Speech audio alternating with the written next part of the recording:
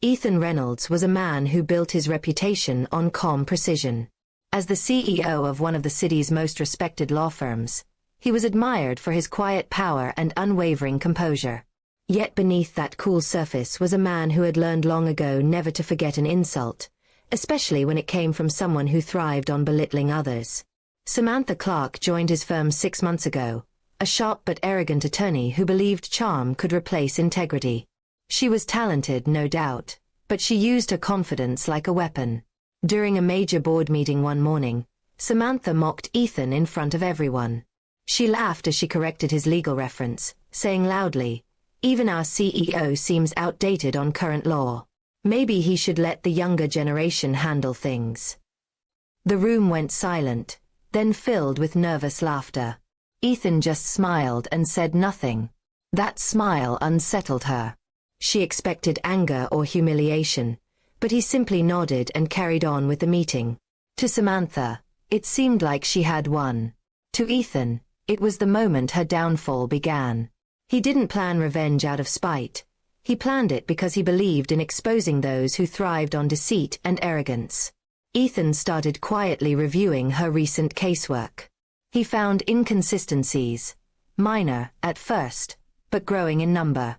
Her case files contained copied arguments from another firm's database. Some of her original legal drafts were actually taken from online sources and slightly rephrased. He didn't confront her immediately. Instead, he started collecting evidence, email trails, timestamps, and client communications that painted a much darker picture. Meanwhile, Samantha continued her rise, unaware that her confidence rested on borrowed ground. She bragged to colleagues that she would soon take over as managing partner. Her arrogance deepened. She began treating support staff like servants and mocking anyone she saw as competition. Ethan simply watched, saying nothing, waiting for the right moment. When the firm was invited to host a public charity gala for the legal community, Ethan saw his chance. It was a grand event. Judges, clients, and media representatives attended.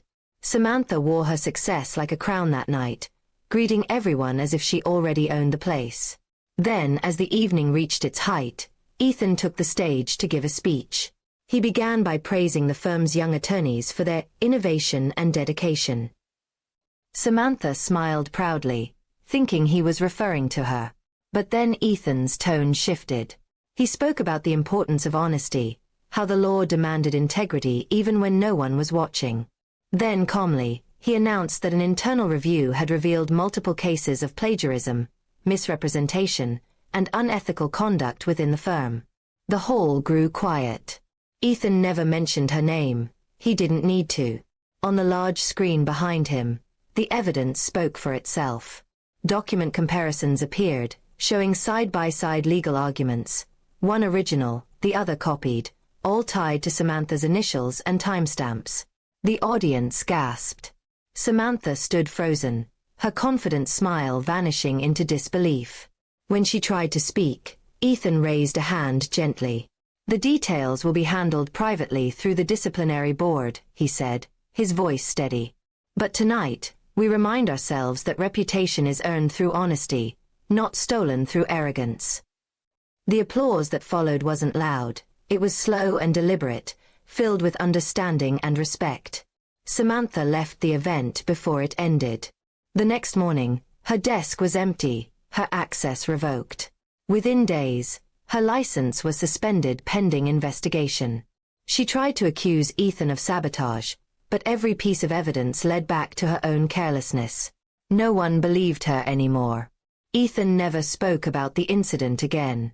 When asked, he simply said, "Truth reveals itself when silence does the talking." Under his leadership, the firm grew stronger, more united. The staff learned from what had happened, not through fear, but through the realization that character mattered more than talent. Months later, Ethan received a handwritten note with no return address. It was from Samantha. "You didn't destroy me," it read. "You taught me what real success looks like. I'm starting over, this time with honesty." He smiled faintly and placed the note in his drawer, closing it quietly. He never sought revenge, only truth. And in the end, Truth had done what words never could. It restored dignity to those who deserved it and humbled the one who had forgotten its value. Ethan returned to his work, not as a man who won a war, but as one who proved that silence can be the loudest form of justice.